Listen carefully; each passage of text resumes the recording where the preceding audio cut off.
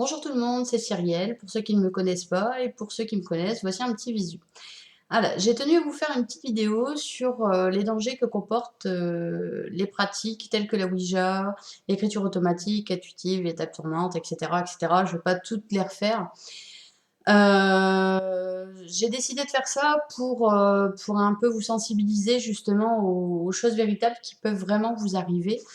Donc sachez déjà que lorsque vous faites ces pratiques, pour vous, c'est pour appeler les défunts, vos proches, et cetera. Mais sachez que clairement, ce ne sont pas vos proches qui vous répondent.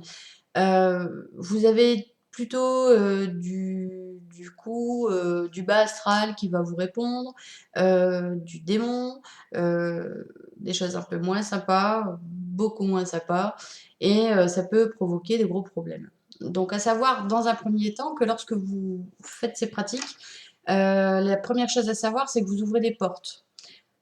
Les portes, ça veut dire on entre, on sort, on entre, on sort. En gros, laissez votre porte d'entrée ouverte tout le temps et c'est le même effet. En gros, c'est ça. Et ces portes-là sont très difficiles à fermer. Il ne suffit pas de retrouver la clé et de le fermer. C'est une première chose.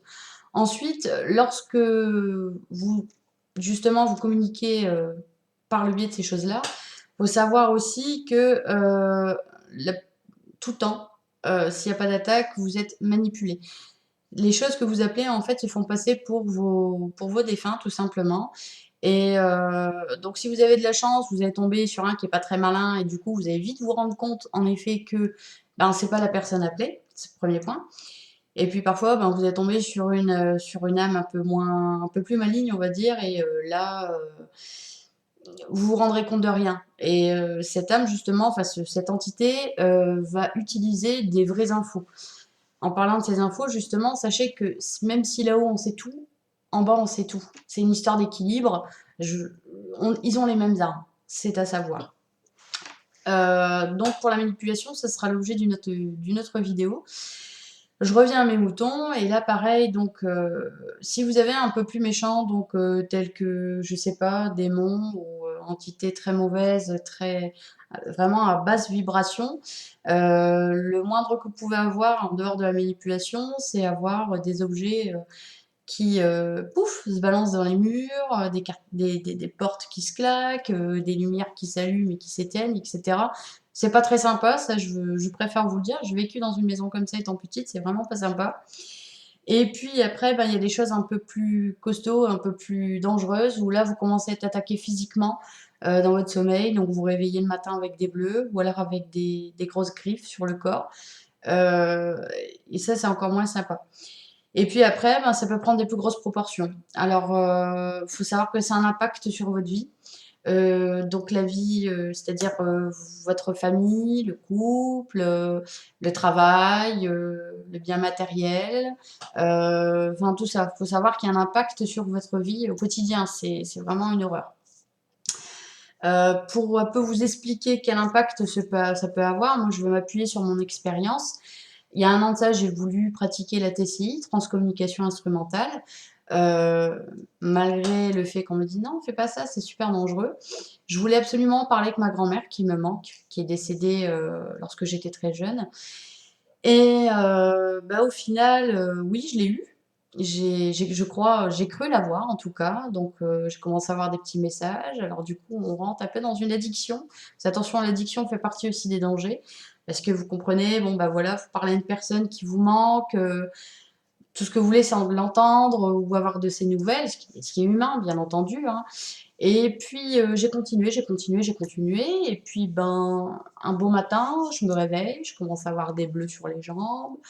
Bon, je me dis bon, c'est pas très grave, j'ai dû me cogner ici, là, etc. Bon, bref. Et puis après, vous tombez malade. Moi, c'est ce qui m'est arrivé. Je suis tombée malade, pas moyen de me guérir. J'ai dû faire appel au médecin, sans succès. Donc j'ai voulu faire appel à un guérisseur, pas non plus de succès, pourtant qui est très bonne au passage. Et puis, en fait, comment vous dire, jusqu'au jour où ça a dérapé, et là j'ai compris, en fait, donc à 3h30 du matin, chaque nuit, en fait, je me réveillais. Donc dans un état de peur atroce, avec la sueur, on a froid, on n'est pas bien, c'est très spécial. Et puis bon, une fameuse nuit, en fait, bah là, il s'est amusé avec les choses qu'il y a autour de moi, hein. Il a commencé à claquer, par exemple, le fil de ma lampe de chevet, qui est juste à côté de ma tête, je sais pas si vous imaginez un peu. Et puis je me suis dit, tiens, c'est étrange, il y a quand même quelque chose dans la chambre qui est vraiment bizarre, c'est pas normal. Donc j'en ai parlé à une amie qui m'a dit de mettre un crucifix, etc. Donc je me suis protégée, c'est ce que j'ai fait. Sauf que ce truc-là, il n'a pas apprécié du tout, du tout, du tout. Euh, il est revenu la nuit suivante et là il est passé à l'étape supérieure, pardon, et il a soulevé le matelas. Enfin, je sais pas si vous vous rendez compte, donc je vous raconte pas, c'est pas non plus un truc énorme, mais c'est le bout de mon matelas qui s'est soulevé et j'en ai eu assez, j'ai pas eu envie d'en savoir plus. Le lendemain, j'entendais cette chose m'appeler par mon prénom d'une voix hyper dégueulasse. Donc j'ai dû faire appel à quelqu'un en urgence parce que j'avais une peur, mais une peur d'aller me coucher, enfin, ce qui était juste horrible. Et donc cette personne est intervenue tout de suite, a réussi à faire passer cette chose. Sauf qu'au final, bah, j'ai pas eu terminé puisque 6 mois enfin pendant 6 mois en fait ça a continué. J'avais encore 3 entités néfastes autour de moi et là c'était la catastrophe. Problème au niveau du travail, au niveau argent, j'ai perdu ma voiture. Enfin c'était une année noire, une année noire. Donc voilà, faites bien attention, soyez très vigilants. Dites-vous que vous avez des médiums un peu partout en France maintenant quand même, et vous pouvez faire appel à eux justement pour avoir des nouvelles de leurs défunts. Ne faites pas ces choses, sachant que les médiums eux-mêmes ne pratiquent pas ce genre de choses, ou très peu. Il y a quelques semaines, j'ai entendu une médium dire à des gens oui, vous pouvez faire du Ouija, vous pouvez faire de l'écriture automatique, ça comporte aucun danger, etc., etc. Non, c'est faux. Arrêtons, faut arrêter là. Non, c'est hyper dangereux. Quand je vous dis que c'est hyper dangereux, moi, à la limite, pour moi, c'était grave, mais en fait, c'est rien. Ça peut aller jusqu'à la mort, parce que ces choses-là qui vous tournent autour, ça va vous pousser à la mort, ça va vous pousser à être plus en tendance suicidaire, pas être bien, dépressif, etc. Donc faites attention, ça vaut pas le coup de prendre un risque pour au final ne pas avoir parlé avec vos défunts, pas les vrais. Donc voilà, je tenais à vous expliquer ce genre de choses. J'espère que vous en prendrez note. Je ne blâme pas les personnes qui font ça, car moi-même je l'ai fait, déjà d'une part. Puis c'est humain. Nos chers êtres nous manquent, ce qui est tout à fait logique. C'est rassurant aussi de savoir qu'il y a quelque chose après.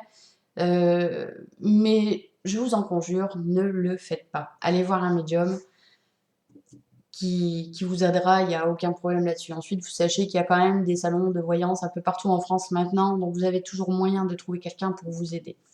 Voilà. J'espère que cette vidéo vous a plu. J'ai fait au maximum pour que ce soit un minimum intéressant, on va dire ça comme ça. N'hésitez pas à me poser des questions, que ce soit sur ma page, sur mon profil Cyrielle, ou éventuellement sur mon groupe Guidé Maître Ascensionné. Et je me ferai une joie de vous répondre. Voilà. À bientôt!